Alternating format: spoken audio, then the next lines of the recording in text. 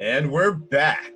Welcome to the Cinema Draft Podcast, where daily fantasy sports meets the movies. It's your boy, Edwardo Jackson, CEO, founder, creator of the great Cinema Draft and DraftStream games, here with your favorite Scotsman. It's the original Gadgie, all the way from Glasgow, Scotland. It's Marty! Hey, how you doing, mate? How you doing? That's what I need. I need to clap. I need to clap it out. There it is. More. Bring it on. And no flags this time. No. We love. Do you know? I told you I'm an hour behind. I'll get the flag. One sec. All right. Well, while Marty's off getting his flag, our Andy Cohen. Here we go. Look. Yeah. Here we go. Our Andy God bless America. That's right. We're here. We're here for you. Please let me in on my tourist visa when the pandemic's over, Trump. Yes, that's right. Medicare for all. No, let's not. Let's not vote for that. Stop. All right, our Andy Cohen inspired Watch What Happens live style drinking game tonight shall be the word director. For when every time you hear one of us say that word, take a sip of what you're sipping. Tonight's pod will be all about covering some of our favorite non-US or non-UK born directors. There we go. All right, so Marty, the social contract's on fire. The rest of the world's been on its best behavior, but damn it, the US still a viral dumpster fire. Some 70-odd countries are now going to get Tenet before me. I'm kind of depressed, kind of bummed out about that. Can't go to the movie theater. Probably won't be going to the movie theater anytime soon. So tell me something good, Marty. What's good by you? What's good? Yes. Do you know what's good? I'll tell you what's good. It's because this is what I've just been watching. I've been watching other than the homework film, which will come to later. Okay. I for whatever reason, I'm always looking for films that I can rewatch, on my collection. And I went down the Zodiac, rabbit hole again, because I've got the commentary and I've got the film. Okay. And I usually watch them side by side, listen to the commentary, watch the movie, rewind. I think it's a great film. It might be David Fincher's best film. Oh, there's some. I think it's on my rewatch list. I need to hurry that one up. Yeah. He's a master at he's a master of his craft, and a lot of the time a director will flex their muscles, show you all these flashes of brilliance. This film's actually really understated. I just find it beautifully understated. The acting, all the actors in it are amazing. Mark Ruffalo, he's fantastic. Jake Gyllenhaal, Robert Downey Jr., they hold the film together. And I just love listening to David Fincher talking about why he did what he did, the choices that he makes, the little things that a great director does that you might not notice. So I've been watching that. And then I also watched and have been watching and I'm still watching Alfred Hitchcock, North by Northwest, and Rear Window. I love those films. Well, so they're good. Go ahead. They're always there for you. I think the best Hitchcock films are always there to watch, to rewatch. You can learn, even from the first 5 minutes of Rear Window, there's some stuff going on there that are just next level filmmaking. Do you know what I mean? Just the way that he tells you the story and sucks you in to the world of that sort of the big set that he built, which is we would call it the courtyard, with the backs of all the apartments facing sort of a square, and you pan around anti-clockwise to just get all these characters. It's a great film. You can really learn a lot about filmmaking and just how to kind of get your themes, how to work your themes into a story and it not be clunky. Do you get what I mean? There's an awful lot of metaphors and just an awful lot of stuff, because obviously Hitchcock was really into psychoanalysis and just, all that.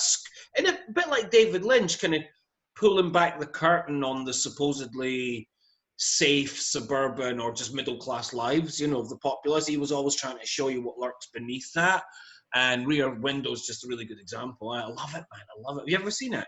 I have seen Rear Window. I went through a Netflix old school binge back when they were mailing out DVDs. Yes, I've been a Netflix subscriber for that long. And Jeez. yeah, exactly. I think it was, yeah, I had my house in Atlanta, so this was probably pre-recession. So we're talking 2007. I went Mhm. through like, I think it was Rear Window, his Girl Friday, a bunch of like kind of old school classics for a while because my queue was shorter back then. Now my queue is infinite, and I have to make a conscious effort to remember what I need and want to watch. But thank you, Marty, for inadvertently leading us into our next and one of our favorite segments. It's what we're watching. Oh, I've jumped the gun. I've Yeah. jumped the gun then. Yeah, no, it's good. It's good. And it's because we have no segues on this show. That's why I use the air horn because I'm not a talented Yeah. host. And I'm going to share my screen and show you one of the first things I want to talk briefly about what I'm watching, and that is a little show called Absentia. Let's share this. And as I noted in our rundown, Marty, I am actually let me explain exactly what Absentia is. Apparently, it has a bit of a following. I personally don't know anyone who watches the show. It's in its third season, miraculously. It stars Stana Katic, there she is, of Castle fame, as a former FBI agent who was abducted and imprisoned for 7 years away from her family. And when she's finally found by her FBI agent husband, she returns to her now teenage son and has to kind of reintegrate into society because she was like, held like in a water tank for like, it was just really weird, like 7 years to me. It's really bizarre. She's tortured, all sorts of stuff. And so she's damaged. She's putting her life back together. She wants to be an FBI agent again, et cetera, et cetera. By the third season now her husband is the one who gets abducted, and she goes all Liam Neeson style trying to track him down and find him. And all that stuff's like in the trailer for season 3, so I'm not giving anything away. And I've kind of watching fits and starts, and I just gotta say, I mean, and there's like maybe a 3 or 4 episode stretch from episode 2 to 5, which I really liked it, but then it utterly betrays you in episode 8. Like it makes a choice so antithetical to the direction of the season. It just looked like pure money grab, like cash grab. Like, okay, Amazon Prime said we could do 10 episodes. We only have 8 episodes worth of material. Let's do 10 anyways. It was just bullshit. It kind of lost me. I was ready to bail. I feel bad because I mean, she does really good work. Like she was really hamstrung as Detective Kate Beckett on Castle. I mean, it was just a kind of run-of-the-mill procedural ABC show. It really gets to flex in this show, but they really made such a bad narrative decision. It almost took me entirely out of the series. And if it does come back for a 4th season, and the ending is kind of open-ended, I just finished it last night. I don't know. I can't say I'm totally on board yet. I have to see a really compelling trailer if and when they're able to film this thing again. Have you ever heard of Absentia or Stana Katic? No, I haven't, because I'm one of the few people that don't watch an awful lot of TV or the recurring series, and I'm always looking for one to watch. So you're saying this is not in the top 5 sort of recurring dramas at the moment? Well, I would say I really like the first and second seasons. Those were really good. I mean, but it's serialized, I guess. Like it's all kind of driven, towards one thing in each season. This was similar until, like I said, episode 8, where it's just like they make a decision, which is just, to me, narratively, it's indefensible. Didn't make any sense. But it's not anything too deep or anything. It's not like, I wouldn't even put it on par with, say, Gangs of London, which, I mean, that's a hard watch, but I enjoyed that. Have you seen Gangs of London? No, is that good? It's like, I mean, I know people bandy this about maybe a little too freely, but it's kind of like Game of Thrones meets Line of Duty. There we go. Got you. I mean, although, yeah, kind of, you get that kind of gritty. I mean, without like any of the long interrogations Line of Duty's famous for, without any of that stuff, but kind of like, you focus it's all about like this family of like a family of gangs, or yeah, kind of a family of gangs in London that getting along together, like separate gangs. Like you have this Turkish gang, you have this I think Egyptian or Farsi gang. You've got this, you know, this British gang, whatever, and they all kind of get along until someone's murdered, and then the whole bounce upset for there's a vacuum of power, and the son of the guy who was murdered is trying to grasp it. And it's really well done. It's hard to watch because it's very, very bloody. A lot of good action. It's good to throw on. I'd recommend Gangs of London. Right, so that one actually sounds good. I mean, is it a crowded marketplace for these shows?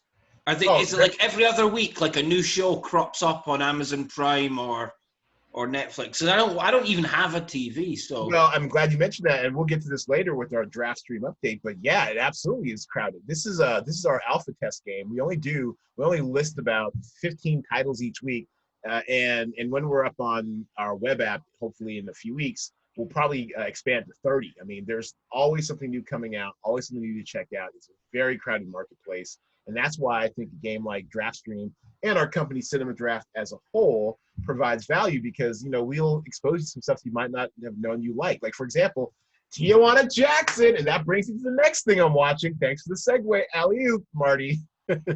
Tijuana Jackson from the DraftStream game, written, directed, edited, and starring Romany Malco, a face you've seen from Weeds, he's on a show right now on ABC called A Million Little Pieces, which I don't watch, but he's been in the game for a while. Dude's 51.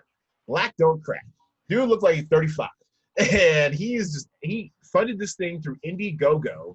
I think raised $200,000 on the crowdfunding site Indiegogo. Actually, I didn't even know that until I was watching. I was tweet quoting out some of my favorite lines while I was watching it on, I think, Saturday. I was laughing my ass off. And one of the guys that follows me said, yeah, I contributed to that. I want to actually see it. I was like, what? He's like, yeah, he raised money on Indiegogo. And I thought that was brilliant. And basically it's about this, it's a mockumentary about a lifelong recidivist inmate, which on the face of it isn't that funny. I mean, who likes someone going back to jail all the time? But he's out on parole trying to make his dream of becoming a self-help guru happen. And it's funny if you know types like this, and I think In Living Color did a really good job of this way back in the 90s with the self-educated brothers behind prison, you know, behind bars in prison. Because you always have those guys who like read some books while they're locked down, and maybe they do actually, you know, educate themselves and get better, but sometimes the logic is misapplied or doesn't directly translate into the real world. Is what Romany Malco's Tijuana Jackson calls prison logic. But it's funny because his prison logic oftentimes actually, in a weird way, kind of works on the outside. So I'm pretty sure you haven't heard of Tijuana Jackson. You might not have even heard of Romany Malco, but I highly recommend this if you want something super funny to watch. And what's great is that at the end of it, this working black actor sticks in like a bit of an aside or a bit of a disclaimer at the end, acknowledging how fucked up the prison industrial complex is. But also what's great about this movie is that throughout you see him really kind of exposing like how bad the system is through comedy, through like true satire, like how, you know, expensive it is just to be a parolee. Like you have to pay all these different fees that I had no idea you had to pay. And also everyone kind of knows about how expensive it is, at least in America, for prison phone calls. It's just, I mean, it's price gouging to the extreme. So I don't know, it's worth taking a look at if you want a bit of a laugh. This one looks good. Looks good. Yeah. So that is what I'm watching. What are you watching, Marty? Well, other than those things that I just told you, that's kind of about it. Because I'm writing at the moment, and when I'm writing, I find it very hard to watch stuff. That's why I always go back to the classic sort of. But what about Hamilton? Have you? Right. Yeah, no, I watched Hamilton. Sorry, right. Yeah, Hamilton. There we go. So I finally watched it. That gets air horn. You love Hamilton around here. All right, so yeah. So what do you think about Hamilton? God, you know, I'm going to be honest. As a playwright yourself, a playwright and thespian. Well, I had a lot to, like, it's a lot to take in. And I'll tell you something, I knew nothing about it, right? So, you know, like a lot of the time I had to stop and check some stuff out. So first things first, right? First, it's not very historically accurate. I mean, it's historically accurate in spots, but it's not. So, no, I know. So I've got a few things that I just like need to sort of check up here. Go for it.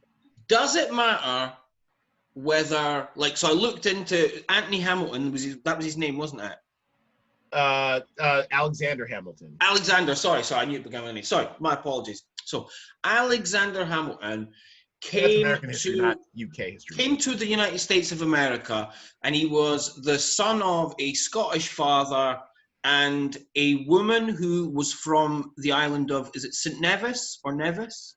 St. Nevis, something like that. St. Nevis, it's Nevis, right? Yeah, St. Nevis, which is in what we now call the West Indies, right? Now, when I was checking up, it said that it had been said that perhaps his mother may have been like mixed race or black. Is that correct? Yeah. That was never confirmed. It was never confirmed. Right. So does that matter, or did the writers of the musical want to put forth that this man who became a founding father as an immigrant was mixed race? Because that, to me, I know that I know that the casting is deliberately, they've used like it's multi-ethnic, you know, to sort of represent America as it is now, right? And that took a while to get used to, just because I didn't know if that character was like in real life black, you know, so because I didn't know anything about it. Right. So does that matter with the character of Hamilton? Does it matter if he's, because I saw some pictures and the pictures show him and he's white as a ghost. Right. And it's interesting you mentioned that, because I don't think it's explicitly referred to in the actual play, but the fact that, and Lin-Manuel Miranda, he's the kind of like the brainchild behind this. And I'm not sure how familiar you are with him. He really rose to global superstardom, whatever, through Hamilton in the United States, at least. But he was already well known. He'd won won Tonys for doing In the Heights, a Broadway play before. But I don't live in New York. I've never been to a Broadway show. I think I've been to an off-Broadway show. I've never been to a Broadway show. So I wasn't overly familiar with his work. In the Heights, also, as a quick cultural aside, was supposed to come out this summer as its own movie, like the movie adaptation of that play, starring some really great actors, a lot of Latinx and African Americans in it, but it got pushed for a whole year. That's neither here nor there. But yeah, so he did like a sample of this with a great YouTube video, if you want to go into a little black hole real quick, of him performing a piece from Hamilton when he was still working on it at the White House when Obama was in the White House in 2015. And there's like a 7-minute set. I think he did the song. I think he did the opening song, the one where he's like, "My name is Alexander Hamilton." Yeah, right. He did that whole part for Obama. And they loved it, and then that's why Obama eventually, I think, in his last year in the White House, took Michelle out on a date to New York from DC for a night to go see Hamilton on stage. I think it's kind of cool. So I think it would have been interesting if he'd actually brought that in, but I don't think the play as it is really needed it.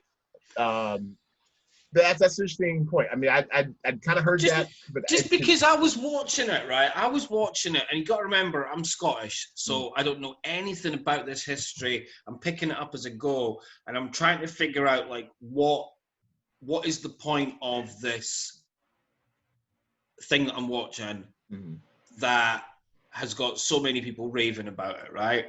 And so now, I've grown up with musicals. I love musicals. I've got my favorite, the classic musicals. And there are certain things that you need. You need a very good, you need good tunes at the end of the day. You need very good songs, okay? Yeah. So, the songs were good. I preferred the rap song. Look, I really liked the hip hop side of it. I thought that was by far the best element. And that clearly, like, the writers or the writer know what they're doing, and that they've made sure that it's still a traditional musical. Because the musical songs sound like they could be from a Sondheim musical, right? And his collaborator, not to have him left out, is the guy who helped him write the book is Thomas Cale, who directed the film. Yeah. So I was doing a little bit of research on that. Yeah. So, oh man, I mean, that's Well, why I wanted you to tell me. well, give us your honest thought. Like, I mean, what did you think about it? I mean, I if you have a don't question, know. I definitely just, bring up I the don't question. know because I don't know what the point of it was, and it confused me a Okay, little bit okay. because right. So Well, let to me ask you me, this. Let me ask you this. Were you entertained or at least interested throughout? yeah, but it's yeah, but like when you're watching something and you're like, right, there's something going on with this thing because it's presented as a mainstream musical, Right. but you've switched ethnicities with the casting, and that's a big deal, right? Uh-huh. So, like, what are they trying to say, and why are so many people? What is it that's getting people into it? Because it's kind of like I did a little bit of reading about the Hamilton guy, and it said that he may have bought slaves for people, and I was like, right, Yeah. what is it? What's the story? I'm not American. What's the story? Is it that anyone can come to America? Is it the American dream? Is it because the American dream doesn't mean a whole lot to me, except as a sort of, as a sort of context for so much American art. And Sure. I'm totally behind that, like a Western or, any like a gangster film or anything, or a war film, that there's this sort of the American dream is looming and, we're either challenging the American dream or we're reinforcing it. This Well, seemed to be yeah. close. Well, let me jump in real quick and kind of give my thought on. And actually, I love that take on it, that the American dream really means nothing to you, because honestly, at this point in America's fragile history, doesn't mean a lot for a lot of people either, and especially and it hasn't for a long time for for people from backgrounds like mine, the black people, people from underrepresented communities. And what was kind of great, and at least groundbreaking for at least for American theater with Hamilton, is that it took something that seemed dusty and old and already kind of settled. Like everyone vaguely knows from elementary school history who Hamilton was. He's on our $10 bill or whatever. And I always kind of wondered like why, but whatever. He was the first Secretary of Treasury or whatever. Fine. And after that, it's like some stuff's known about him, but the popular notion of him was just very kind of dried state stuff. And to see LMM bring in, take something old and dusty, invigorate it with hip hop, which is probably the most interesting, exciting thing about the play, the musical, and then also having the casting that he did. Everyone is super talented, and deserving to be on the stage and show a version of what the American dream, could be or could look like, was kind of groundbreaking, revolutionary back in 2015, 2016 when it came out. Well, actually, I think it came out in 2016. And a lot of people like to talk about how it seemed so much more optimistic a play at the time that it ran. And these were taped over a series of 3 performances in, I think, September of 2016. And so Obama was still in power. People still were somewhat feeling good about America. Now we're in this hellscape where science isn't believed, and we're divided over stupid shit like masks, like that. And so people may not be feeling the initial optimism of this play. But for me personally, not only as like an actor, trained actor, whatever, acting background, and also going to the theater since 5th grade, I thought it was the best play I've ever seen, because and I wasn't like I've never been a huge musicals guy. I like musicals better seeing them performed live than say like on screen or whatever. But what really resonated with me with this is that everyone was so talented. The music was so good. The songs, I mean, if you allow them, are truly an earworm. Like I listened to the Hamilton soundtrack songs from it at least once every 2 days, like literally since I've watched it. So it was a really great time in the theater, and I enjoyed it. I love seeing people who normally wouldn't get such interesting, juicy parts like this, get a chance to reinvigorate history the way they see fit. I like it for its subversiveness, basically. Right. So like that's kind of like what I'm interested in hearing is that the no holds barred why you love it and why it's kind of done so much for, because I read some reviews. I read like the Guardian review and they gave it 5 stars, and another review that was like 5 stars. And I thought like the reviews were partly from like, you know, I think there was an Asian woman that had reviewed it. I think she was, you know, from like the Indian subcontinent somewhere. And I kind of felt that a part of her glowing review was seeing a diversity on stage in certain stories Yeah, that you Philippa's don't too, normally right here. get to see. Yeah. So that, you know, like, and this is something that I talk about all the time, is that when you start to get away from your normal sort of middle class, middle of the road castings for your generic stories about your doctors and your lawyers and your costume dramas and all that, yeah? Once you get away from that and you start getting into, you know, the Latino community, the Black community, or, you know, the working class Irish community in Ireland or whatever, you start narrowing down the stories that these people are allowed to tell, yeah? You know what I mean? Because the milieu is different, because it isn't all doctors and lawyers and big houses. I was talking about Rear Window, and, you know, the male character, the male lead, played by Jimmy Stewart, is a very renowned photographer that goes around the world, you know, like doing like all these amazing photos and gets paid top dollar for it. And his girlfriend is a socialite, and she works for a magazine as well. And she lives sort of, you know, 60 odd street Manhattan. You know, these are people with money that live, you know, that can live absolutely fantastic lives, and you can tell these amazing stories. Whereas when it comes to like poorer people or minority people, the story has to reflect their color, their race, and their social background. They can't just be telling stories, and that's really reductive. So from that point of view, because I was googling it, mate, I was googling like, oh, that guy there, like the French dude, you know, the guy that's playing the guy from France. I was like, oh, that was a white guy too, and I was like, oh, right, that's cool, I like it. And then there was another guy, you know, like part of the gang. You know, there was a gang of sort of the guys that were doing a lot of the rap sort of battles and all the rest of it. Yeah. And I was looking to see who they were, and they were real life characters, obviously, that were white. And I thought, right, this is cool, because that's actually quite subversive.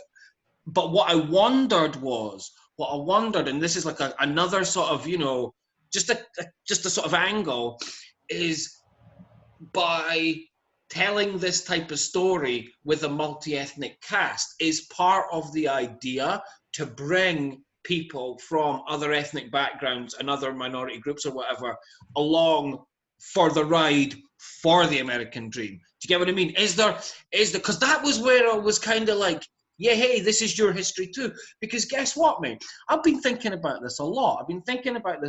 Where I've been wondering if, say, a family from Jamaica who came over to England, you know, when they were invited to come over in the 50s or 60s, yeah?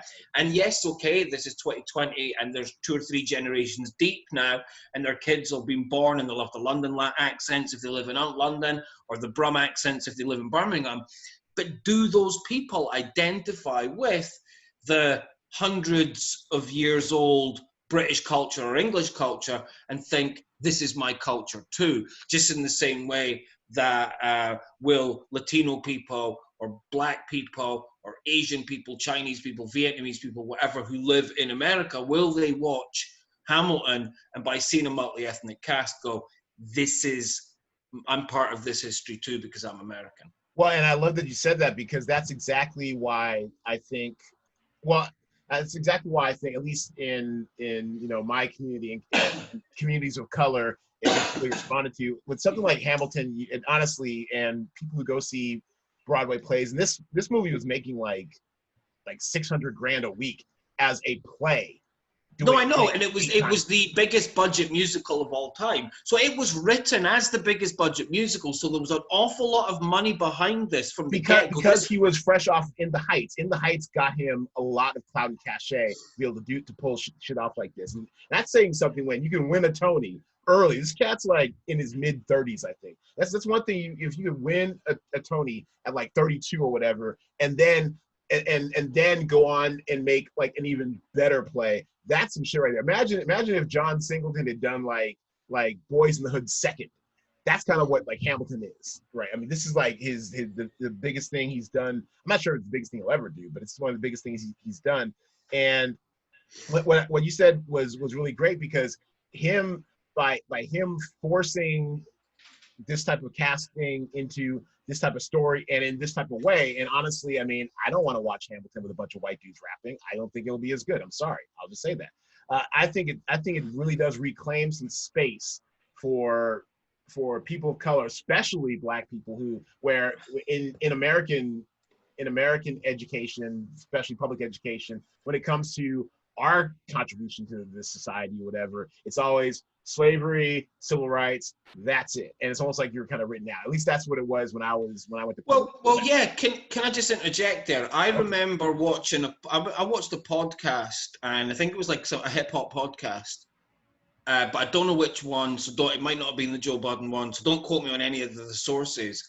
But it was one of the people on the show talking about 12 Years a Slave, or and just saying, or one of those types of a similar type film, just going, I'm sick of watching my people being slaves in movies. Yeah, honestly, real quick, I'm sick of those scenes. I'm sick of watching like people getting whipped, if you know what I mean. No, seriously. Real quick, I'll let you get back to it. I have what I like to call something like along the lines of Black misery credits. I only have but so many a year. I reserve them for things I really want to watch, and after a certain point, I'm just out. I can't watch my humanity either being degraded through either institution of slavery or through oppression. There's only so much I can take when we still get so much of it through the media today anyway. So yeah, I've got a limit of Black misery credits myself, so I totally relate to that. Which is why I rave so highly about Gregory's Girl and tried to put it in a context last time we spoke. Yeah. Which is that it's a film that only exists to make you feel good, and it was made at a time when Thatcher's Britain was tearing down, the industrial Scottish heartlands, and people were really suffering, and there was a miners' strike either in process or, it was around about the time of the miners' strike. And so watching this film that wasn't all about, poor Scottish people doing poor Scottish things, having problems with alcohol and drugs and violence and poverty and not knowing where the next meal's coming from and if they were going to keep their job. Actually, it was quite subversive to have a rom-com, a rom-com and a coming-of-age film, and it be a genre movie that was actually saying, guess what, you can laugh at this, you'll be able to relate to this, and if you see it on TV or at the cinema, you're going to walk away feeling better with yourself. And that was kind of needed at the time, because I hate seeing the Scottish stereotypes. I can't deal with it. I'm like yourself. I'm just low tolerance. Absolutely. Well, you know what? We are, and actually, let me get my video back up again. Sorry for that for those listening at home, but we will move on to our main topic of the episode. This will be our top 5 foreign directed movies. Oh, almost said directed. Name a movie that's directed by a foreign-born director. Drink. As in someone who is not born in either the U.S. or the U.K. All right, we alternate picks. Once someone picks a movie, that movie is out of play. And as our guest, Marty, of course, the floor is yours. I'm going to start with L'Avventura by Michelangelo Antonioni from 1960. Okay. From 1960, it's an absolute L'Avventura. It's two V's. It's directed by Michelangelo Antonioni, and it won a special prize either at the Cannes Film Festival, I think, for introducing a new cinematic language, which was a kind of language of the interior, very groundbreaking. He would film things in a slightly different way. He wanted you to know what was going on inside the characters' minds and in their emotions, and would shoot a scene that would sort of frame it in a way that would kind of complement that idea. And it's essentially just a story about some upper middle class people, the chattering classes, the people that have got more money than sense and more time than they know what to do with. And they go on a boat, and there's a couple who are not having the best of times, and the woman, the girlfriend, is the best friend of the lead actress played by Monica Vitti, and the girlfriend goes missing when they stop on an island, and they have to look for her. And in looking for this woman, she ends up falling for the boyfriend. And then they go through all this guilt of, we're supposed to be looking for this missing person, but we've copped off. Do you know what I mean? As one may do if one was in the sort of, echelons of society when you got more time than money and more money than sense and all this kind of stuff. But it's just a great, great film. He films things in strange ways. When I first watched the film, I didn't understand it at all, but I keep coming back to it, and I just love it. Monica and leave it to you to class up the joint with something by Michelangelo Antonioni. I mean, that's and the 60s too. It looks beautiful, at least. It's a beautiful film. It's a beautiful film. I love it. I really love it. Is that? Oh, okay. I thought that was Sophia Loren. That's Monica Vitti there on the slide. Yeah. Yeah. She plays. She's gorgeous. The lead. Yeah, I mean, the thing is, the thing about the great Italian films of the 60s, because they just know what they're doing with fashion, the costume design holds up after sort of 60 years later. Look at that, the slides. You know what I mean? It's beautifully designed there.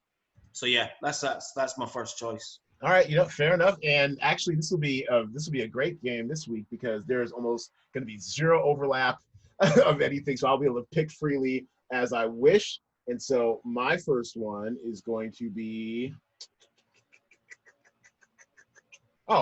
Parasite. Why am I tripping? Parasite, of course. Have you seen Parasite, Gotcha? Yes, I thought it was excellent. Yeah. It's great to see a film like that win Best Film at the Oscars. It really was. I mean, it almost restored my faith in Hollywood, like almost. First of all, it was by far the best film I saw last year. It was, and I remember kind of dragging my feet to go see it. I mean, it was like, I'm like, okay, so it can be subtitle, going to see a subtitled film on the big screen to me sometimes, not the best way I want to, spend my time on a really big screen. At home, no problem. On the screen, So I kind of dragged my feet. Everyone's raving about it. I go see it. It's funny. I had no expectations. I had nothing to know. I had nothing. I had no expectations going in. I absolutely loved it. Yeah, a great film. Can't fault it. It's one of those films that every so often you get a big shock and it turns a corner and you're like, oh, I didn't know we were going down this road. That is so brilliant. We're so used to knowing where we're going when we watch a film that it's amazing when it just turns on a dime. It turns on a dime and you're like, right, this is one of these films? Because I didn't know anything about it going in. I try and not know anything about a film when I go and see it. I try and just go in with a sort of like an empty mind, if you know what I mean. And look at the production design. I mean, my God, this set is just, first of all, I love me a good modern house. I mean, if I ever get enough money to build a house, it's going to be modern as fuck. It's going to be like 30th century. I mean, it's going to be, some shit like this with clean lines, big windows, wide open spaces, the colors. I mean, everything. And I think he's got like a Criterion edition, which I've yet to watch. I probably need to watch it because I really am in love with this film. This is one of the most original films I've ever watched. And by original, I mean like in the history of like original films to me, like I think it's like maybe, I don't know, Star Wars and like this, like things like you haven't really seen before, narratively, visually, whatever. And this to me is like right up there because, like you said, some of the major twists. And when you rewatch it, you see the breadcrumbs they actually laid out, leading you, indicating a twist was coming. But if you're not looking for it, you're not going to catch it. So I love movies where it is layered subtly. There is more layers to onion to peel back on repeat viewings. And this movie, I've watched it I think 4 or 5 times. I never get tired of it, and including 3 times on a big screen. I love this fucking movie. It's great, and everything from the light. It's just it's true. It's probably a perfect movie if you ask me. It's honestly one of those. I agree. I don't think you can fault it. And I'm not one of these people who, and I'm not like and there's most people who have watched this podcast or this videocast podcast can attest to. I'm not overly precious to my films. My favorite movie of all time is Boomerang for totally personal childhood reasons. But this is easily probably in my top 10, if not top 5. I love this movie. Excellent. So Love it. that's my number 1 pick. What's your number 2 pick? My number 2 pick is, I'm going to go with, so these aren't in any order, just so you know, but I'm going to go with Cries and Whispers. Oh, okay. Cries and Whispers. Tell us about it, Marty. So it's 1972, Ingmar Bergman, who is arguably he's definitely one of the top 10 filmmakers of all time. You love yourself from Bergman. You gave me a couple suggestions too. I've got this on my list. Yeah. So this is a film set in a big house that's kind of isolated away, which is very sort of like, Bergman type thing, where it's all going to take place. And it's a family of sisters, and one of them is very ill and is, we assume, quite probably dying. And like a lot of Bergman films, he gets people in an area, in a room or a house, and you're going to get all the interrelationships, all the regrets, all the hurt that people have caused for each other. There's a married couple who there's definitely imperfections. There's issues in their relationship. Hey, question, was Bergman a playwright first? He wrote for the theater, but he was writing. Yeah, I mean, he was writing films from the get-go as well. Though okay. He wrote for TV, film, theater. Theater was his first love. He always said that, but you can tell because getting people in a house and having them talking is very much theatrical. It's like in being like in the theater experience. Yeah, the colors. I mean, obviously, so the colors are very important to him, and because it's a film where there's an awful lot of pain, physical pain because people are ill, but also the pain, the existential pain. Obviously, red is the color of blood, the color of suffering. Green is the color of life. White is the color of innocence. You know what I mean? I mean, black is the color of death, yeah? So it's a very beautiful film as a color piece, like certain films, the director is really showing you a lot through color and the framing. So even that shot there where you've got someone in a white sort of nightgown, nightie, with a red blanket, and they're the one that's in pain. Yeah, you know what I mean? That you're telling the story through color. The thing about Bergman is his films are not always the longest. Sometimes they're about 90 minutes, 95 minutes, but he packs so much drama, emotion into it. And even if you're not from that world, and let's be honest, most of us are not Swedish and most of us are not upper middle class, the emotions are real, the pain is real, the betrayals are real, the regrets are real. Yeah, and that is one of his masterpieces. All right, excellent. And obviously, I have nothing to add, but I do. Yeah, there you go. Cries and Whispers. It's 90 minutes long. Hell, feels longer. Not gonna lie, it feels longer. Put it at the end of it. Your oxters are sweaty, and you need a drink or some fresh air. That emotionally claustrophobic, huh? All right. Yes, indeed. It's emotional. I like it. All right, so my next one is going to be Y tu mamá también. Yeah. Salma! Remember that part? Yeah, I love this film. It's a great film. Yeah. This, 2001. Oh, my goodness. We were such babies then. Yes, I saw this in the theater. I did. And it kind of put, this was, is this Cuarón? No, this is, what's his face? It is Cuarón, that's right. Put Alfonso Cuarón on the map for me. Definitely put Diego Luna and Gael Garcia Bernal on the map for me. A road trip movie. Two young, kind of scrappy kids from Mexico City, I think, take this road trip in the Mexican countryside, and it's a bit of a coming of age. And is one of them poorer than the other? Yeah. I think Diego Luna's one. There's a little bit of a sort of division that's a social class division, isn't it? Yes, good point. Excellent point. Yeah, the little class tensions. And then confronting masculinity through class as well.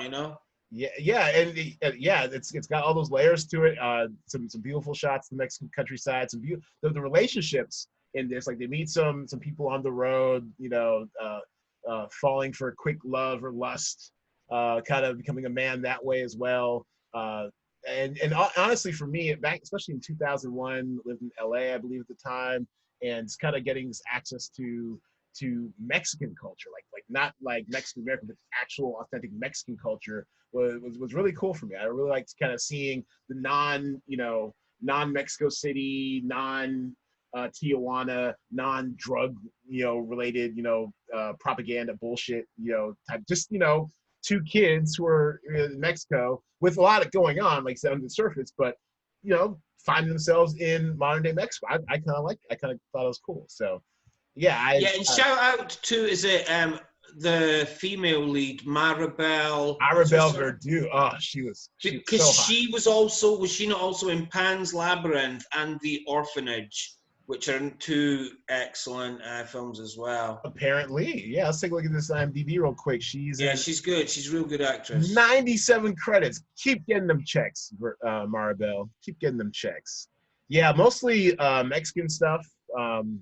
But yeah, wow, yeah. She's Pan's Labyrinth. Yeah, she was in Pan's Labyrinth in 2006. okay. She might Yeah, have been in The Orphanage as well. otherwise, yeah, she's mostly in Spanish-speaking stuff. But good for her. Yeah, she's incredibly attractive. Yes, that's my second one. What's your third pick, Marty? So my third one is a film called Love is Colder Than Death. You were just going to the deepest part of the ocean today, Marty. And I'm with you. I got my scuba tank on. Let's go. So Love is Colder Than Death from 1969 is the debut feature film of German genius Rainer Werner Fassbinder.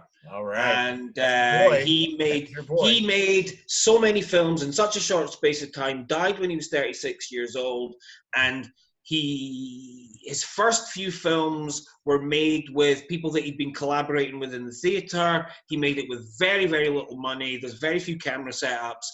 But even out the gate, you can tell this guy has a talent. He knew what the camera loved. So Hannah Shigula, she's the female lead. She's splendid. She was in loads of his films. From the get-go, at the gate, you could tell that she was an icon of the cinema, as she later proved to be. He was used. So, I mean, it's just a film about a very small gang doing a pretty small heist, yeah? And like all such movies, they go wrong. But the thing about this film is you really get into the interrelationships between the three people, which is the two men and the woman. There's a good still there. There's some beautiful power games getting played, and the Hannah Shigula character, she is very much aware of the sexual power that she has over these two men. It's a fantastic film, made with very little money. It's a flawed film, but I love watching emerging talent that obviously with hindsight, because like he got to make over 30 movies in a very short career, you can tell that the talent is there, even with, I mean, you can tell by the framing, you know what I mean, of these stills that you're showing. It's a great film. One of my favorite films of all time. Oh, and a great title, Love is Colder Than Death. What more do you need? Yeah, I mean, when you dramatically announced your film, I mean, I got chills. That is an excellent title, and I'm really big on like names and naming stuff. When I was a working writer in Hollywood, and I had my writing partner, he would always just fuck up the names. I'm like, let me handle the title. Let me handle the names. This is an excellent name, excellent title. Definitely makes you want to watch the movie because you want to find out, how is love colder than death? I mean, what the hell? Yeah, and it's essentially Germans doing a sort of American gangster film through a sort of German perspective, joint German sort of post-war generation perspective, yeah. But I love it. It's one of my favorite films. Excellent. Great pick. My third one is going to be Crouching Tiger, Hidden Dragon. Also from the aughts. Man, this movie, I mean, actually exactly the odds, 2000. Well, I thought it was 2003.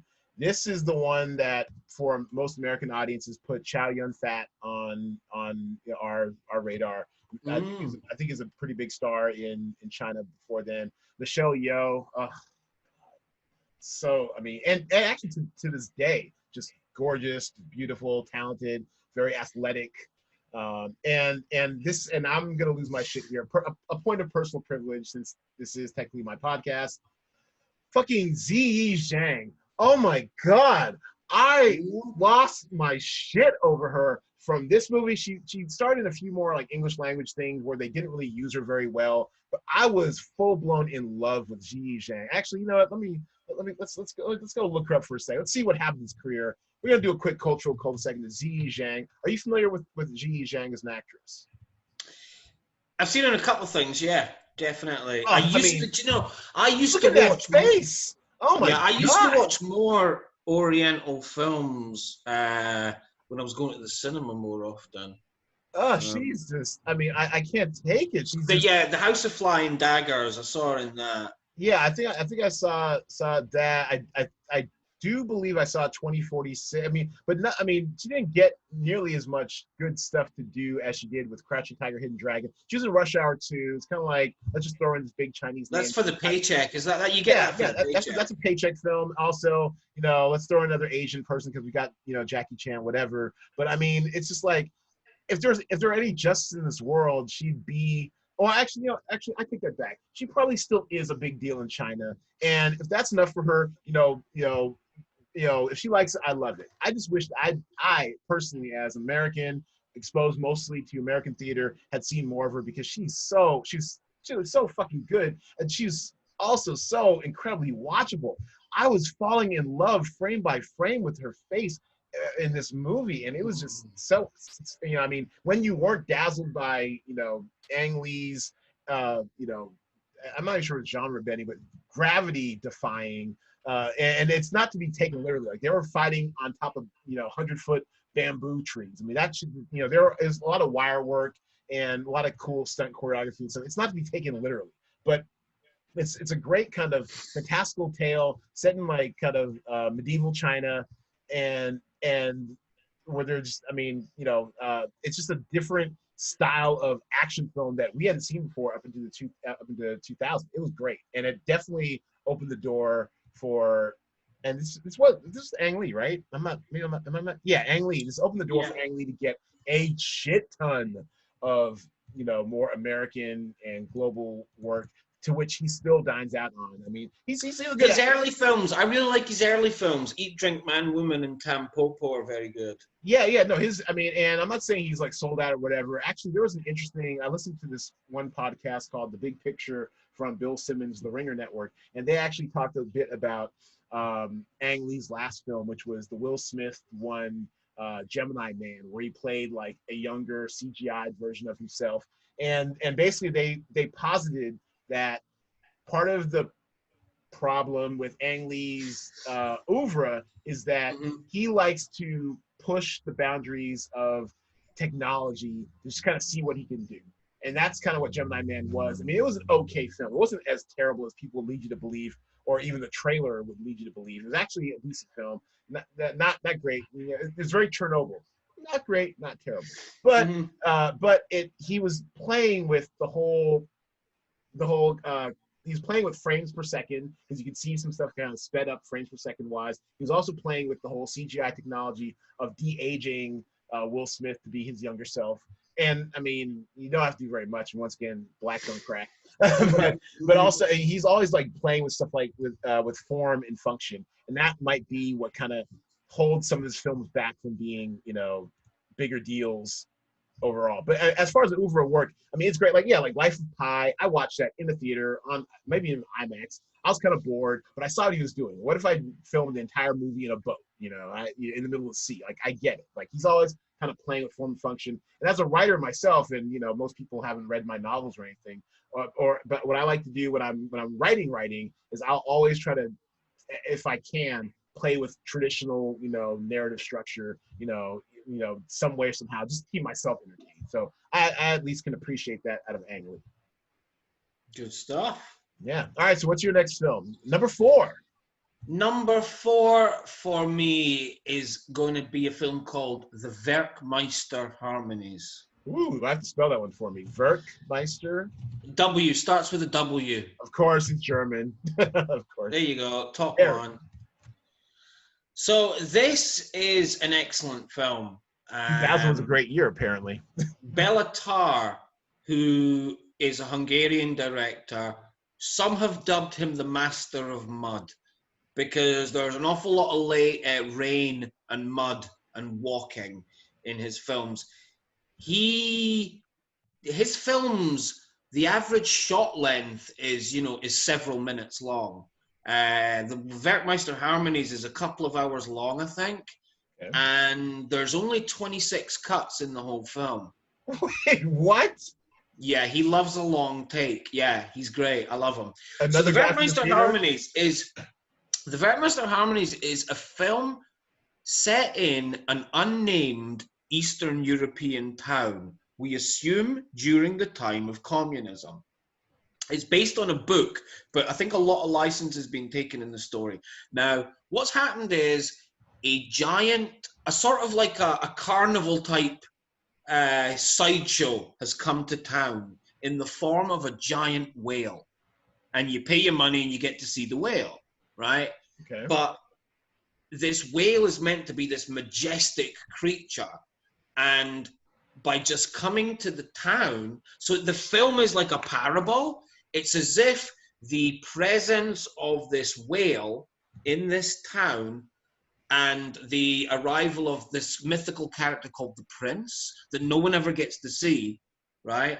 Mm-hmm. Turns the town bad. People go mad. And there's a bit of an uprising, yeah? The locals take to the streets and start destroying the hospital and all this kind of stuff. And all the while, our hero is just trying to make sense of the world and the world that he's in. And he kind of gets caught along with it. He's a man who is not right for the time that he's living in that the madness of the times drives him mad, whereas people that survive are people that are able to cope with the madness of the times, and he is not. And sounds like something we should all watch right now. Yeah. But it's one of those films that is about really big things. It's got a lot to do with one of the sort of themes in it is that the normal scale that we work in with music, where there are there's 12 notes, with semitones and all the rest of it. But there was a time when there was another scale. I know there are several scales, and it's where the semitones have been removed. And there's a character in the film who's the uncle, who is the sort of almost like the artistic conscience of the movie, and he's old-fashioned, or he believes in the old ways. He wants to make things simpler and almost go back to the days where you removed the semitones from music. And I think that's a sort of comment on the world that's changing around them and stuff like that. But yeah, it's a really, really, really good film. It's one of those that you just have to watch and go along for it, because it can really take you places. The set piece, which is the destruction of the hospital, is incredibly moving. He's very good at doing these set pieces, Bela Tar. So yeah, the Werkmeister Harmonies.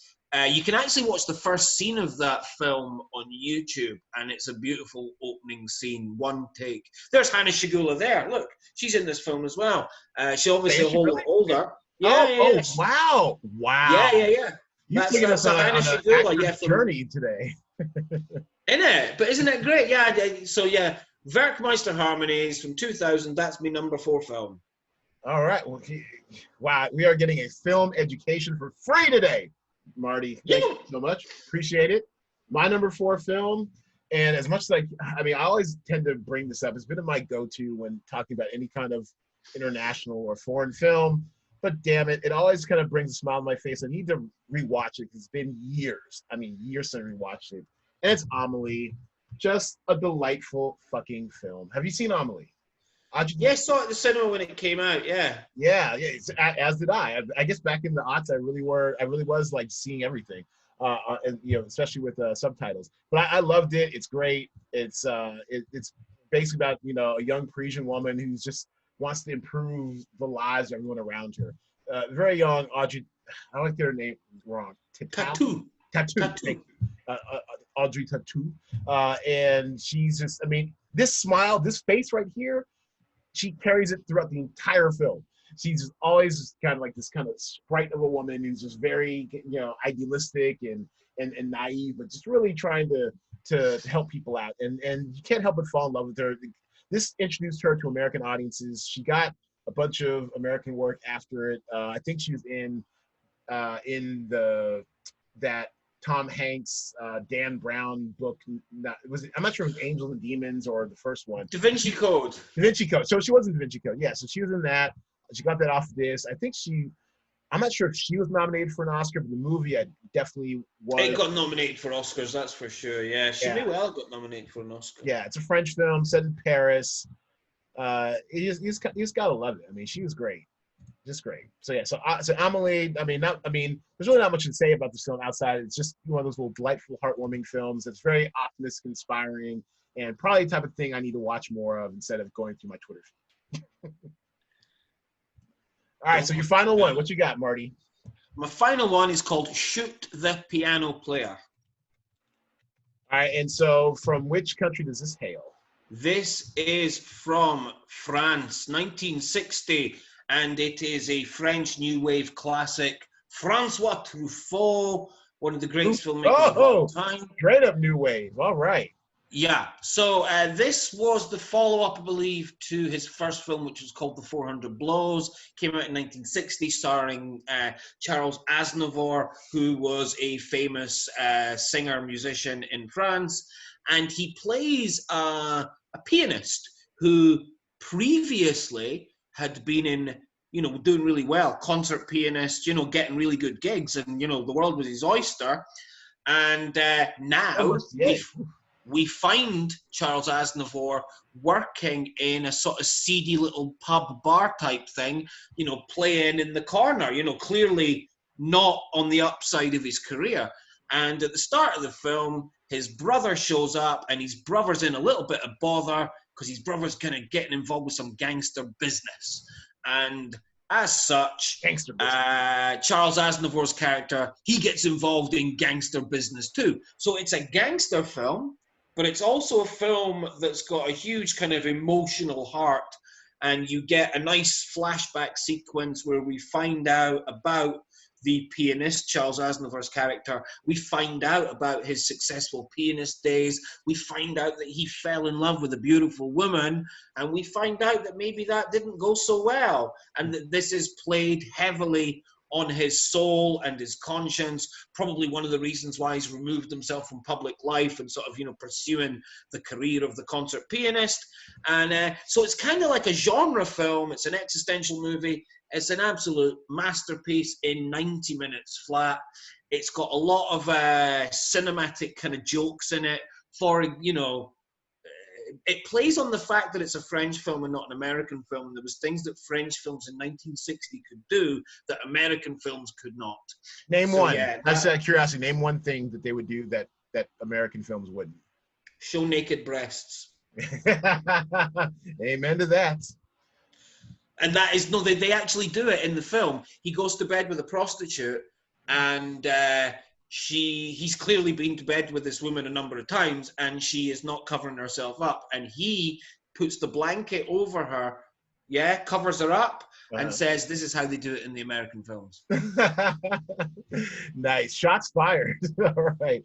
No, very, very cool. And adding to our old school film education, French New Wave. I always kind of wondered about those films. I don't think I've seen a French New Wave film, but if I do, you should. They're amazing. Piano Player. The films that you love are influenced by the French New Wave, and I'm talking like your Spike Lee. Spike Lee definitely influenced by French New Wave, and I would have thought Italian neorealism to a degree as well. I mean, he's influenced by all of cinema because he's a cineast. But yeah, it's a really good film. I think you'd really like it. It's so well done. It's very, very, very clever. Okay. All right, that's what's up. I will have to check it out. Oh, I literally did write it down. The object of his affections is beautiful. Like in a good French film, you always get a real good romance where you yourself can't help but falling in love with the woman too. Right. Okay. All right. My final film, and I had thoughts. It's going to be from the same director that I'm going to preface with. I originally was going to do The Lobster, but it's a weird movie, a little kind of hard to get into if you don't really buy into the absurdity of it. So I'll go with his more commercially viable film, and that is, of course, The Favorite from Yorgos Lanthimos. I can never say his name. Yorgos Lanthimos. I think it's Greek name. I believe. Yeah, it's not that bad. Yorgos Lanthimos. There we go.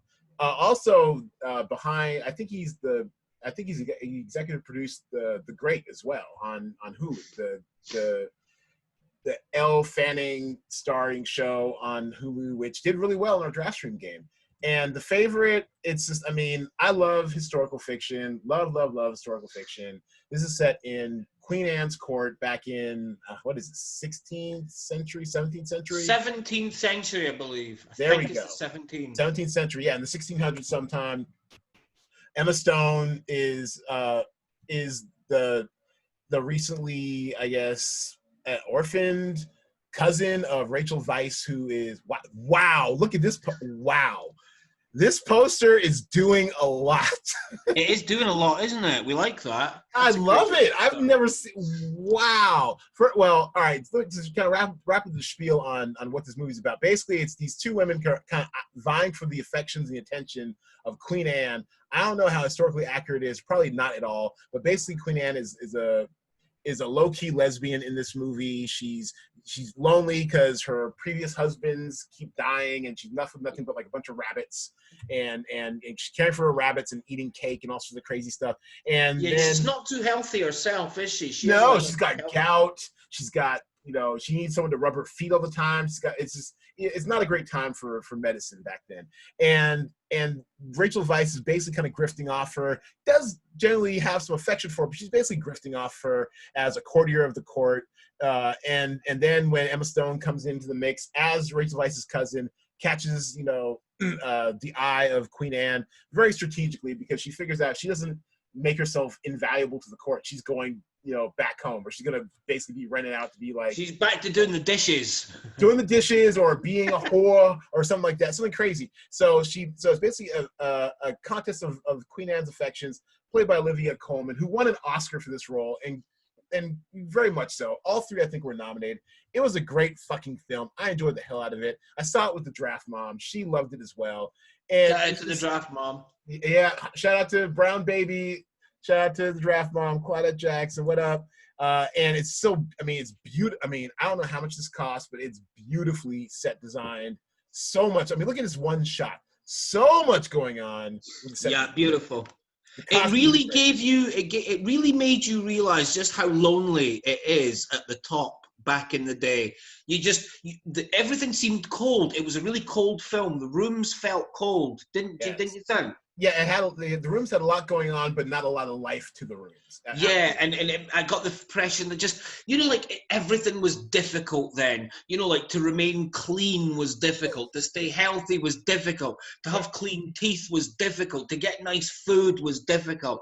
To get from A to B was difficult. And I think the film really played on the period in a way that other films don't. When you watch a lot of these period movies and everyone's dead clean shaven, and you get the impression that they've all got beautifully shaven armpits and legs, and that ain't what it was like back in the day. Do you know what I mean? Everybody show me the yellow in your teeth. Show me the show me the abscesses and the rotting. Show me all that shit. Yeah, it was stinky. It was smelly. It was unhealthy. We didn't have disinfectant, or not in the same way that you couldn't just get your little spray of disinfectant and clean them germs. No antibiotics. Yeah, none of that stuff. So yeah, I thought it was an absolutely fantastic film. He's a great director, and we love it. We love it. And he's a weirdo too. Like, I saw a Killing of a Sacred Deer. He's a big weirdo. He loves. Look at the way this is. Look at this lens. This is like what they call a fisheye lens, right? Yeah, very, very, very, very curved, bended. He did this throughout, and it was. Look, it's just him stunning. Honestly, there's no reason for half the fisheye lens shots in this particular film. But there is, and I think it's because some of the things that would be reflected back in the day would be reflected back in the sort of convex metal and stuff like that. So that's how things might look. Do you get what I mean? But I mean, well, actually, I mean, I'm not against. I mean, I don't have any problem with it. Obviously, I loved it. I just felt like he was just stunting on this. Like I couldn't. Maybe you found like the connective tissue to it in the theater at the time. I thought this is fucking cool. Look at this wide view That's beautiful.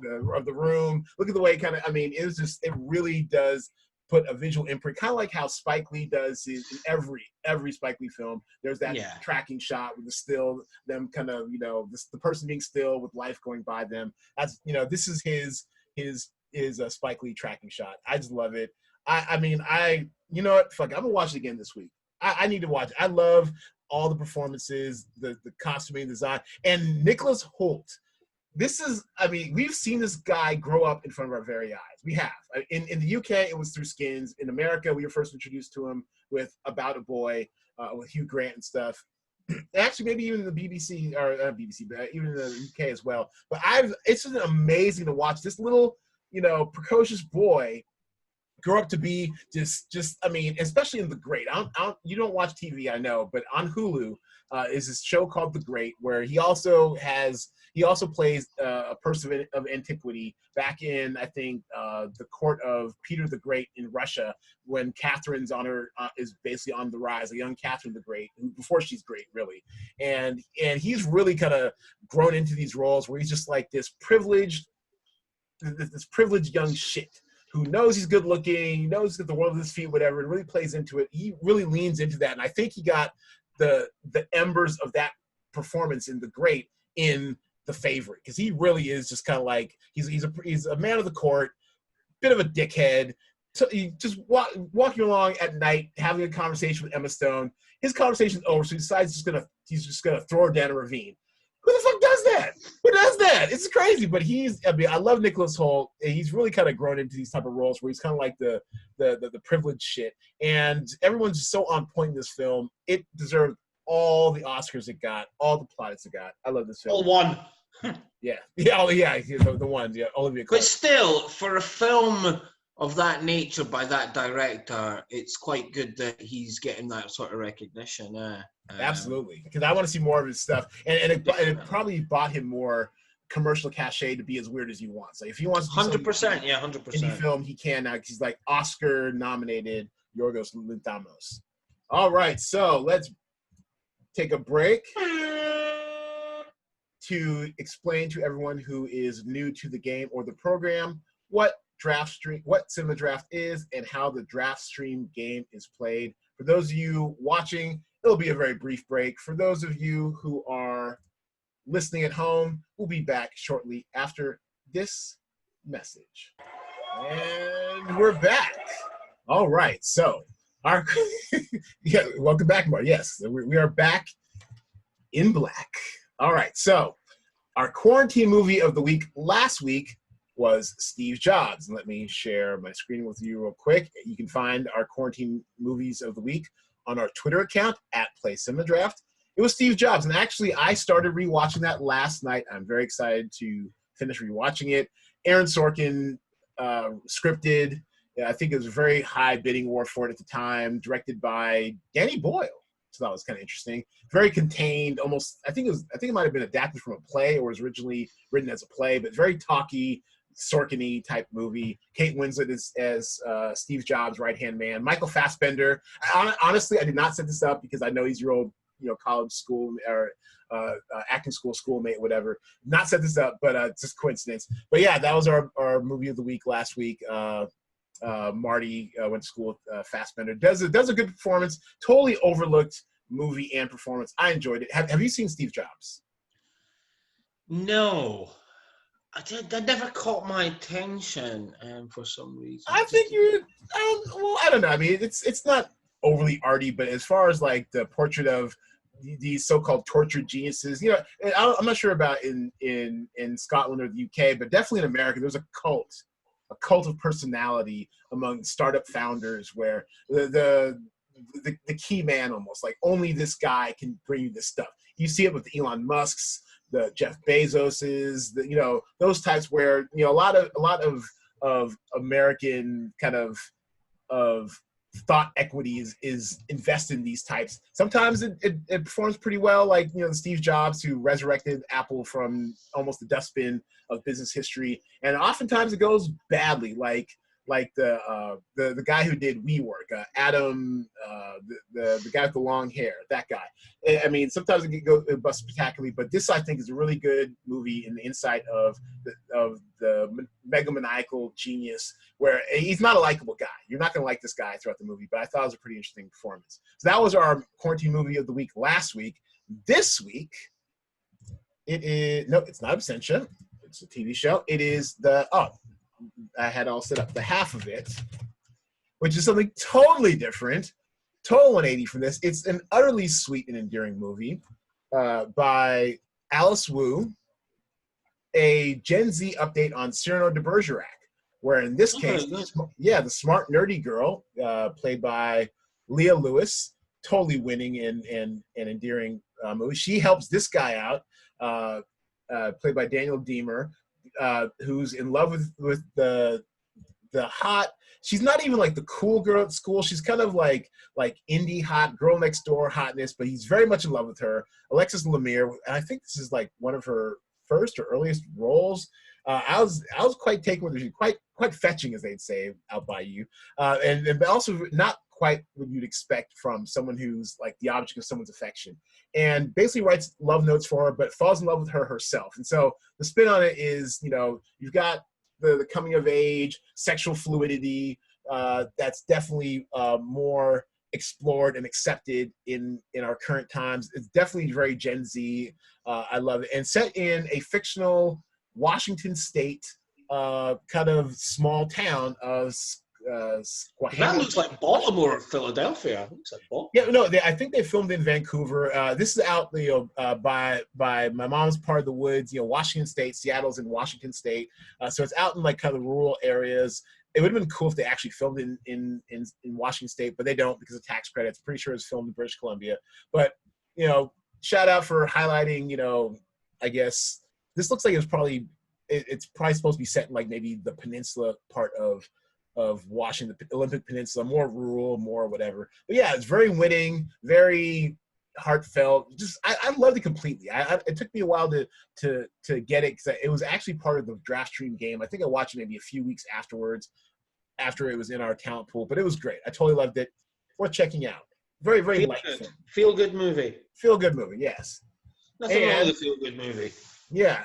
And now, speaking of the DraftStream game, we're going to go with a quick DraftStream update, since Marty does not watch TV, does not play our game. But I don't watch TV. He does not watch TV, so this is kind of lost on you. But let's show you what. I'm so sorry. I kind of. No, let me show you what we're dealing with over here across the pond on the TV side, the streaming content side. And as you know, while we're waiting to get our game coded up, we are experimenting with an alpha test, the DraftStream alpha test game. Spreadsheets galore. Not everyone's cup of tea, I get it. But we had quite an interesting week last week, whereas Black is King, which was our highest or our most expensive salaried show last week, was done wrong, done dirty. I'm not going to get into too much of my soapbox. People who are really want to know what I felt about this, can go check out our strategy podcast, our last 3 strategy podcasts from last week. I was kind of pissed off because it got a 5.7 IMDb user rating from just the people on IMDb, and if you dive deeper into it, it's some bullshit. It's totally racially motivated. Look at it. The majority of people gave it a 10. I gave it a fucking 10. It's Beyonce just stunning on all of us. It's a visual album, if you weren't aware, Marty. She came out, she dropped on... Oh, no. I heard about this, right. So I knew that it was an album. Has she done a video for each song? A video for each song. It's actually a bit of a rehash of the Lion King soundtrack from last summer that accompanied the film. But when you see it with the visuals, it looks like $1 trillion.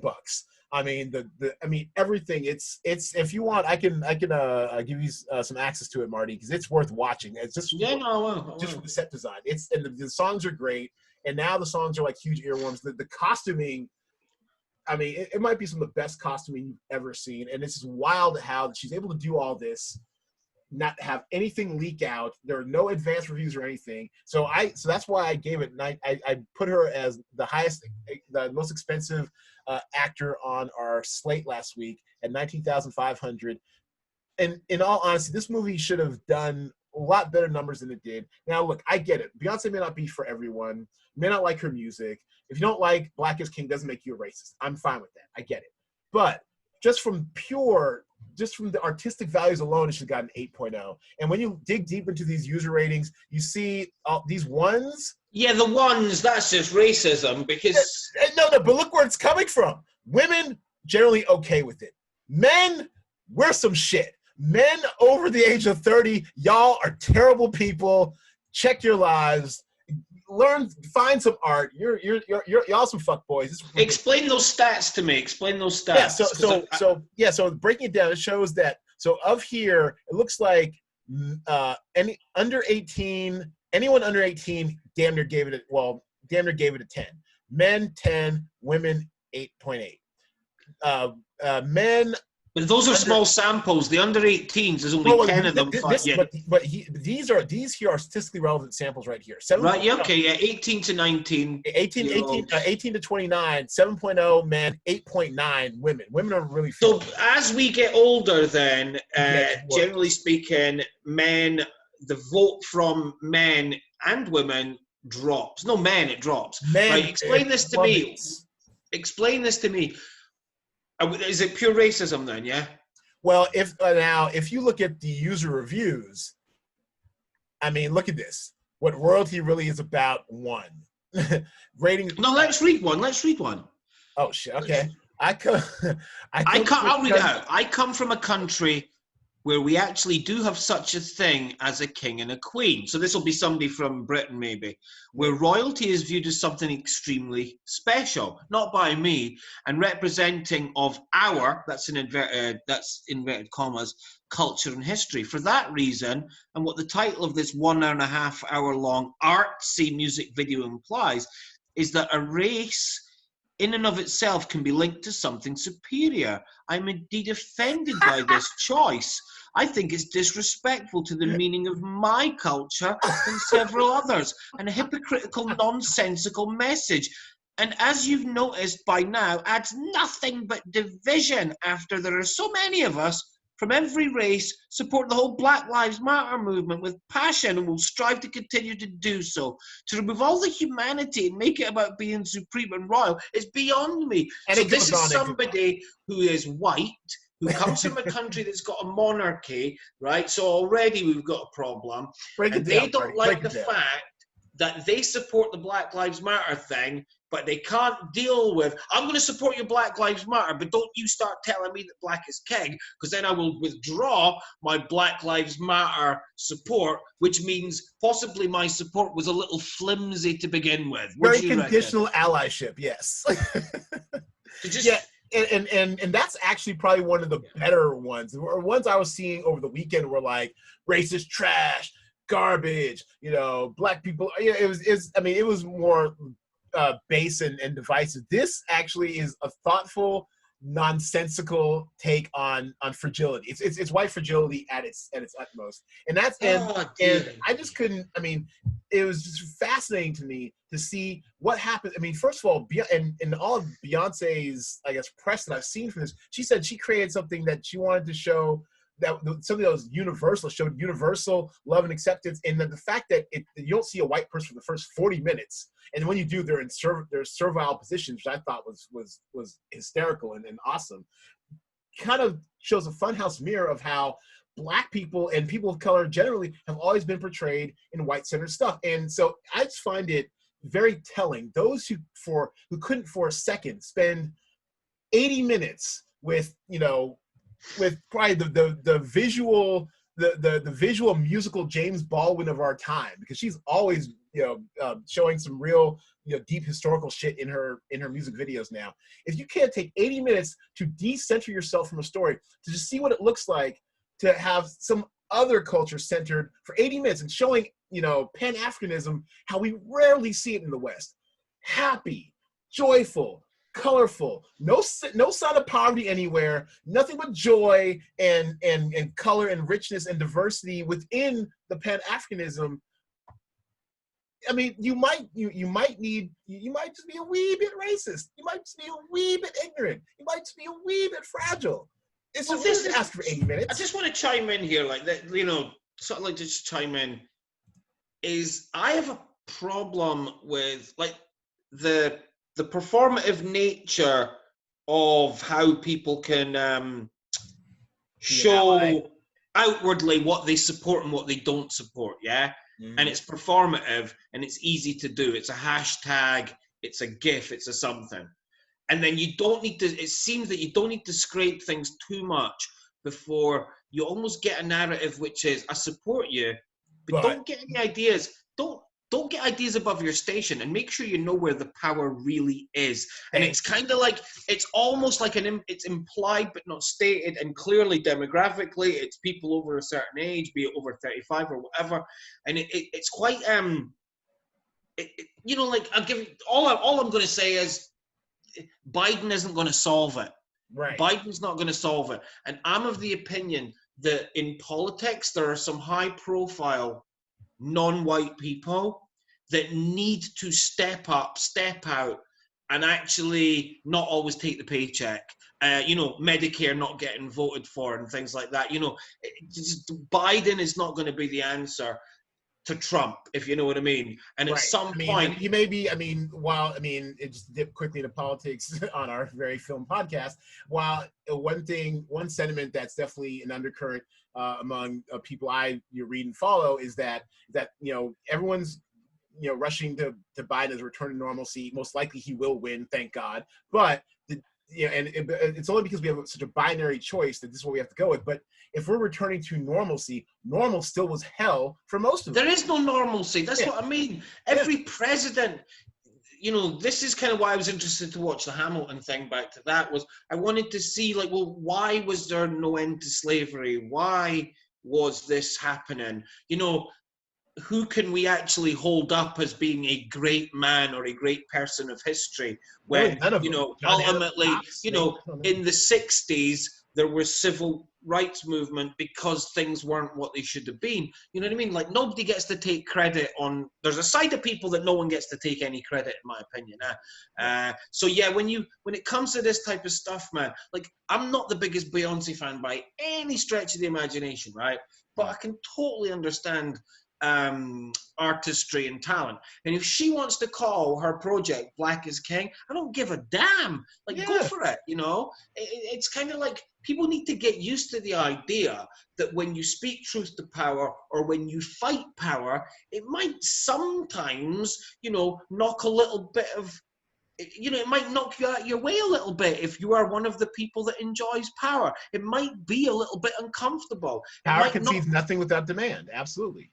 Do you know what I mean? And in this country especially, a lot of people, you know, a lot of non-Black people, you know, purport, you know, affirmations of Blackness, pro-Blackness, you know, Black love and Black self-love as somehow being anti-white, and it is just anything but that. We are, even though we have to, you know, or organize our days and lives, unfortunately, around, you know, the perceptions of white people because we do not own the power. It's not always about y'all. Is all I'm saying. And so I just think, and I saw a great quote on Twitter the other day. I think it was a Baldwin quote, something to the effect of whiteness without Blackness is like, without Black people almost has like no context. It's almost like we know white people in context to Black people because they're so used to subjugating us in order to make themselves better. And honestly, and I always have said since high school that America would still be a third world, you know, agricultural backwater if it weren't for the fact of the hard free, you know, forced labor of African slaves. That's just facts. So anyways, not to get overly political in a podcast, and we're getting back to our analysis of the DraftStream game. I love a good cultural and sometimes political cul-de-sac. Gotta throw it in when you can. Throw it in when you can. Black is king. Not here to make friends. Yeah, we're among friends here, damn it. Jay, especially if you've been listening this long and watching this long, we're gonna let loose a little. Jay Bird won again. I think that was his third consecutive week winning. The Canadian sensation, the Ontario invasion, continues. Gamble 24x7, aka the all-time money winner in the cinema draft game, just behind him. And also Jay Bird taking the low ball. Here's some fun for you, Marty. We actually, as part of our game, we actually have a bonus for the lowest scoring call sheet that manages to spend a minimum of $75,000 in budget and also has at least one actor from three separate titles. And so Jay Bird satisfied that bonus as well. Took home $45. G24, he got $15 for second. This week, fresh 15. We've got it going on here. An American Pickle, that is Seth Rogen's joint. Looks like a bit of a historical comedy about immigrant culture in Brooklyn, maybe?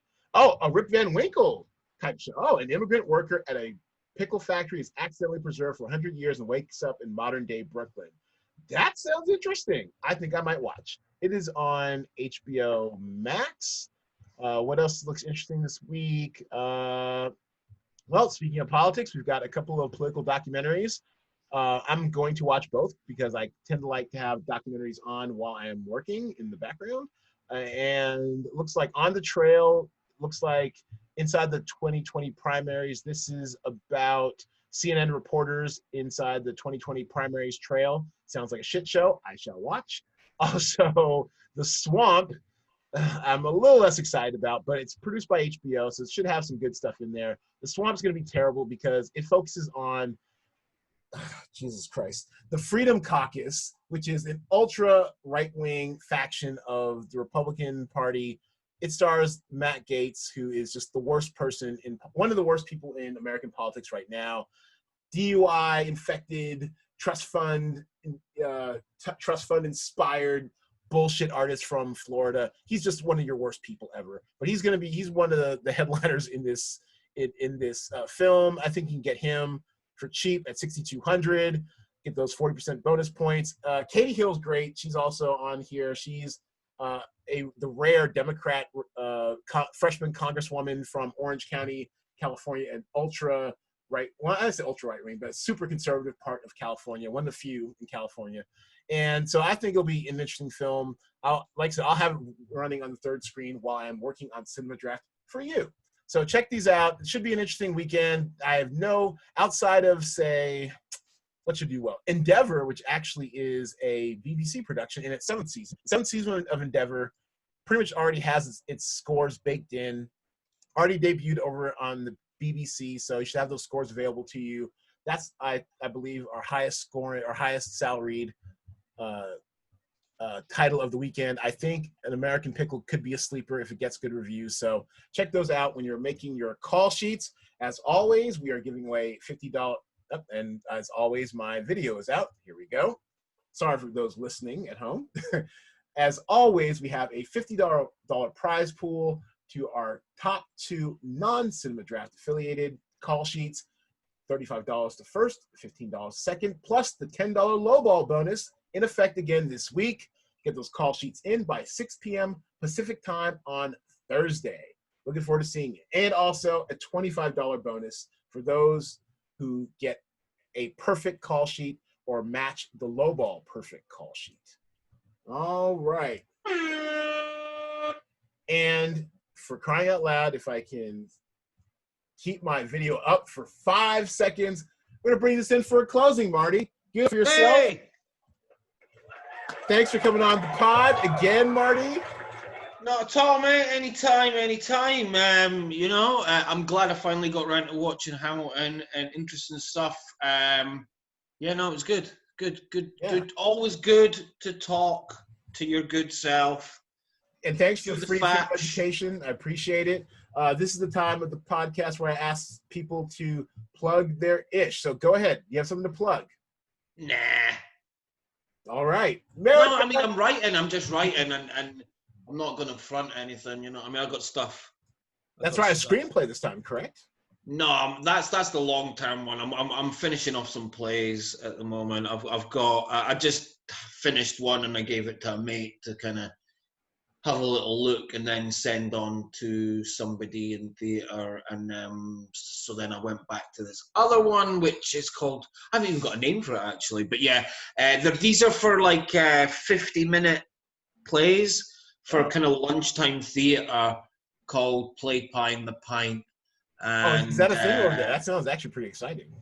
Well, no, it's not. It's like I know a guy who wanted me to write a play for him, and he knows somebody, and it's always much easier if somebody can hand it to somebody than you. Well, Marty, I mean, where can people find your plays? I mean, do you have like We'll get to that another time. Right? We'll get to that another time. I want to get something else on.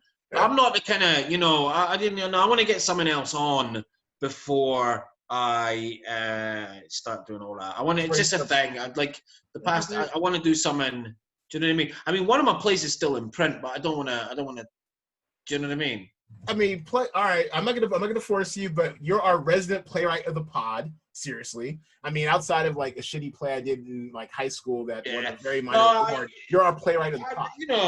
No, I'm trying. This is tough times just now because theatre has stalled. So everybody's got to start thinking of other ways, to get their stuff together. And there's going to be a backlog, because the good venues are going to be overbooked. So, I have a couple of plays that are sort of rotating, if you know what I mean. Like, somebody, you give it to somebody, they're going to give it to someone else. We just have to wait and see. So I'm focusing on the writing, and hopefully one of them will stick. And then that'll make it easier to get. But nobody knows what's going on at the moment. Do you know what I mean? Well, fair enough. Glad to have you on the pod as usual. Greetings, Scotland. Wait, Scotland. Oh no, Scotland. Yeah, no. You need to get a Scottish flag. You need to make one. Make one because I've got an American one, and you know how I feel about the flag and all the rest. Next time you're on the pod, I will have the Scottish flag for you. Good shit. Appreciate you, and I guess I'll play us out or something. No, maybe. Yes, play us out. Everybody watching at home, listening at home, thank you for watching. We'll be back next week with another one of my friends and great guests. Thanks for watching. Thanks for playing the Cinema Draft and DraftStream game. And we'll see you next week. Cheer bye. Scotland. Cheer bye. Here we go.